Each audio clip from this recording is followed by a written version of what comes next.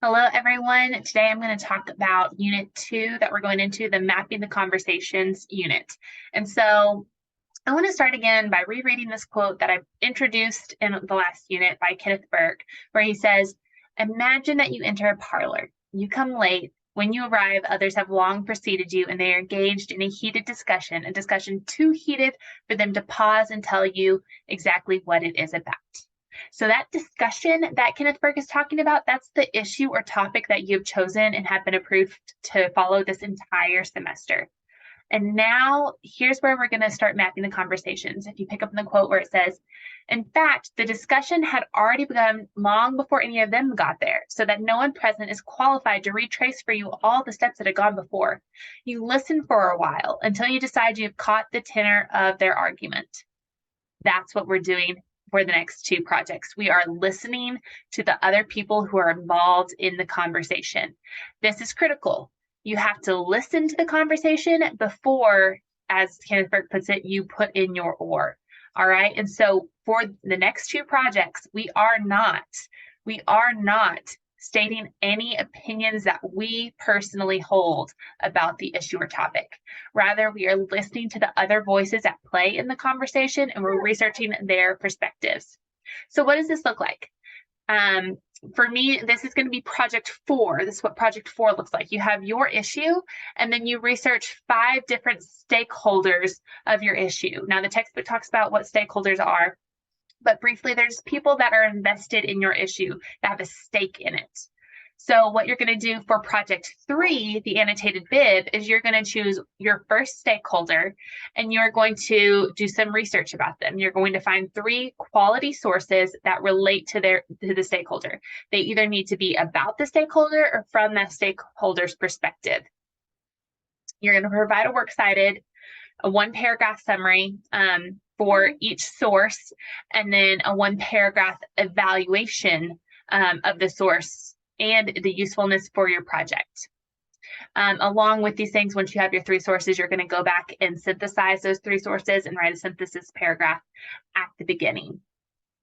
And so some key things to remember, of course, you can always find this on your assignment guidelines for the annotated bib, but you need to have an opening paragraph that synthesizes your 3 sources. And then you need to have your 3 sources with a works cited, a 1-paragraph summary, and a 1-paragraph evaluation of each source.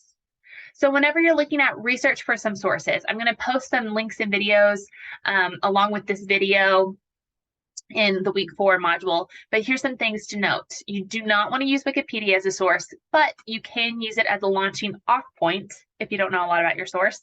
The TTU library has really high quality research guides that you can look at. And then also if you're using sorry, my baby's here with me. If you're using non-literary or academic sources, you can use the Ad Fontes media bias chart to kind of make sure you're getting something that's not too biased. And so I want to say, if you are using a source, try to pull from something that's in this green section at the top. These are going to be the sources that are the most fact-based and least biased. And then, of course, you can go through and see that. And you can go and check specifically. You can enter a source in to their website, and they will show you where they fall on this chart. So what I want you to do right now is I want you to stop and go and research a source, something that you're going to use for your annotated bib. Then I want you to create the work citation for that source and post it in the comment box below. I have a video that I will also link that can show you exactly how to craft that works cited. So the last thing that I want to note about the annotated bib is how to read closely these sources to understand them. Always read with a pen in hand. If you're reading on a laptop or something, make sure you have your highlighter ready and you're ready to take notes. The first thing you need to do is discover the main topic. So that's going to be the main thing that you put in that intro sentence. You're going to say who wrote the article, what the article's title is, and what their main topic is. And then you want to go into what their main point about that topic is. So if they're talking about the stray population in Lubbock, what are they saying about the stray population in Lubbock? Stray population in Lubbock would be the main topic, and then what they're saying about it would be the main point. All right, so make sure you identify those 2 things. Then look for any supporting points that they may have, evidence, stats, anecdotes, how do they structure their article, and then research who the author is, where they're publishing the source, the timing, when it came out. Was it around a time when someone was maybe bit by a dog? I don't know, right? So look into those things.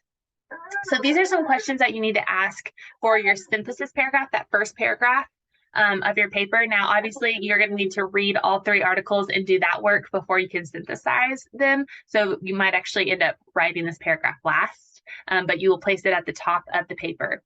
So these are some questions that you can ask for the synthesis paragraph.